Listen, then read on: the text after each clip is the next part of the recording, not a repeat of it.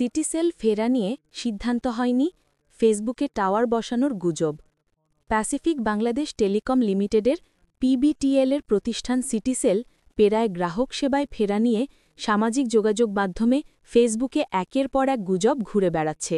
Tower বসানো থেকে শুরু করে লাইসেন্স পাওয়া, এমনকি ফলো শেয়ার করলে ফ্রি সিম, এসব দাবি করে নানা ধরনের ফটোকার্ডে ছড়ানো হচ্ছে তথ্য। সামাজিক যোগাযোগ মাধ্যমের এসব পোস্ট দেখে অনেকেই বিভ্রান্ত হলেও এর কোনোটিই সত্য নয় বলে জানালেন প্যাসিফিক টেলিকমের head of regulatory and corporate affairs Nishat Ali Khan. সম্প্রতি ফেসবুকের কয়েকটি গ্রুপ থেকে দেখা গেছে শহীদুল ইসলাম নামের এক ব্যক্তি লিখেছেন, সিটিসেল টাওয়ার বসানোর কাজ চলমান, জমিতে টাওয়ার বসাতে চাইলে আবেদন করতে পারবেন, সার্ভে চলছে।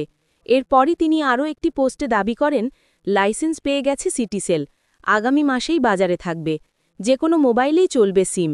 শুধু তাই নয়, আরেকটি ভাইরাল ফটোকার্ডে দেখা যায় কঠিন শক্তিশালী হয়ে ফিরছে সিটিসেল।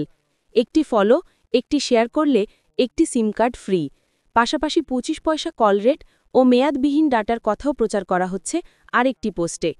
এসব গুজবের বিপরীতে নিশাত আলী খান গ্লোবাল ইনসাইট 24কে বলেন, এখনও সিটিসেলের ফেরার ব্যাপারে কোনো সিদ্ধান্ত হয়নি, বিষয়গুলো এখনও প্রক্রিয়াধীন, কিন্তু ফেসবুকে যেসব তথ্য ছড়ানো হচ্ছে সেগুলো সঠিক নয়, এগুলো কে বা কারা ছড়াচ্ছে আমরা জানি না।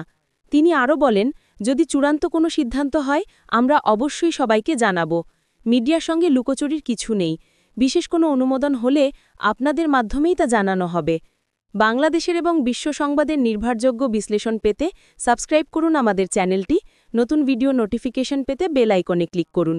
আসসালামু আলাইকুম।